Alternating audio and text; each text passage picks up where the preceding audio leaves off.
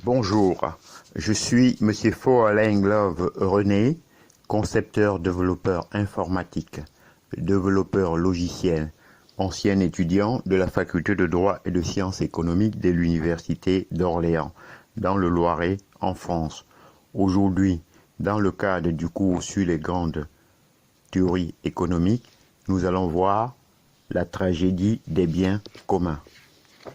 En effet, les biens communs sont des biens dont l'utilisation et la jouissance sont accessibles à tous, car ces biens ne sont pas limités par la propriété privée. Garrett Hardin a démontré en 1968 que ces biens sont susceptibles de connaître une tragédie. Tragedy of common. Leur épuisement.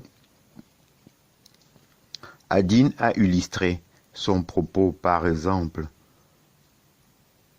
de champs où des éleveurs peuvent faire paître gratuitement leurs bêtes.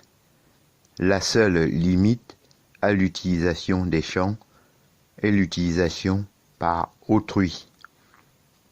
Chaque éleveur a donc intérêt à y amener autant d'animaux que possible, mais cela entraîne une conséquence inévitable, la transformation du champ en une terre surexploitée où plus rien ne pousse.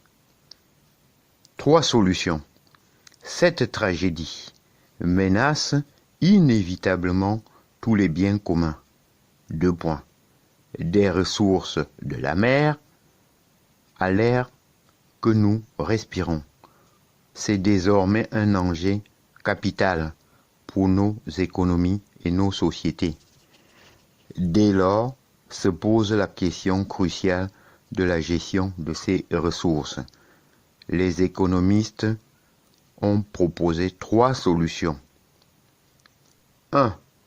La naturalisation ou la réglementation par l'État.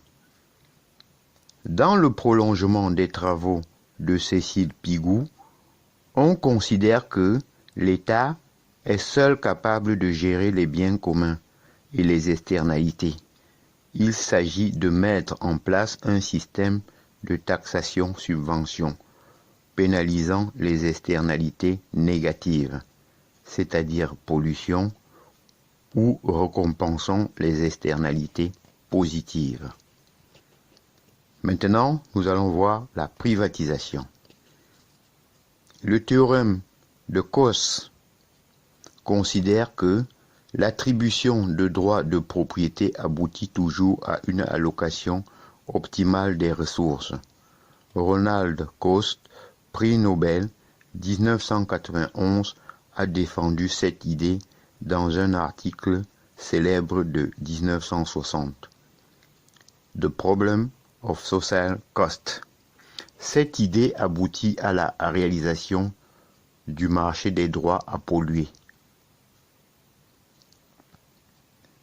Ces travaux ont été poursuivis par Olivier Williamson, prix Nobel 2009. Selon Gérard Bramouillet, c'est l'absence de propriété privée qui explique l'extermination des bisons aux États-Unis. Pourquoi les bisons ont-ils disparu? Point d'interrogation, parce qu'ils n'appartenaient à personne. Les cow-boys n'ont jamais massacré leurs propres vaches. Certains ont fait remarquer malicieusement que c'était peut-être pour la même raison que les Indiens avaient disparu, et pas les Noirs. La gestion des ressources par les acteurs locaux. Le prix Nobel 2009, Elinor Ostrom a longtemps étudié le problème de la gestion des biens communs. Elle en a tiré l'enseignement que celle-ci peut être effectuée profitablement par les communautés vivant à proximité des ressources et les utilisant. Cette gestion peut s'effectuer selon des modalités différentes. mais prévoyant toujours des mécanismes de monitoring et de sanctions. Dans Governing the Common, c'est-à-dire la gouvernance des biens communs, Ostrom définit les jeux polycentriques, les procédures de prise de décision à plusieurs niveaux qu'elle préconise.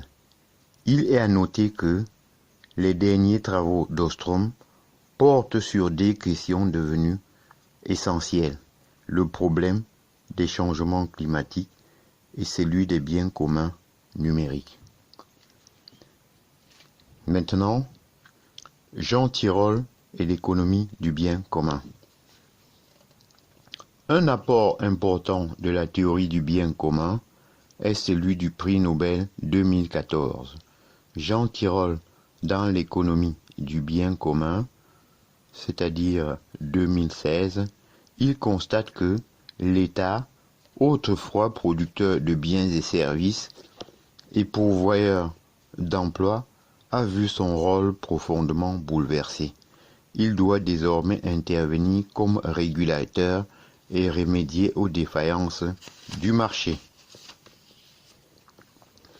Il prend toutes les responsabilités là où les marchés sont défaillants pour créer une vraie égalité des chances, une concurrence saine, un système financier ne dépendant pas des renflouements sur agents publics, une responsabilisation des acteurs économiques vis-à-vis de l'environnement, une solidarité au niveau de la couverture santé, une protection des salariés peut informer la voie prioritaire d'intervention est la suivante.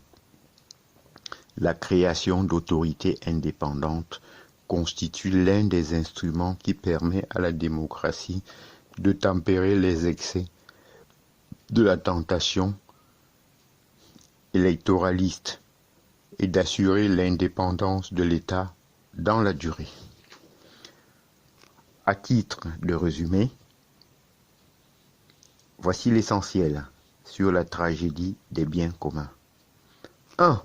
Les biens communs sont menacés d'une tragédie, puisque personne ne les gère. Ils risquent d'être dilapidés ou irrémédiablement perdus. 2.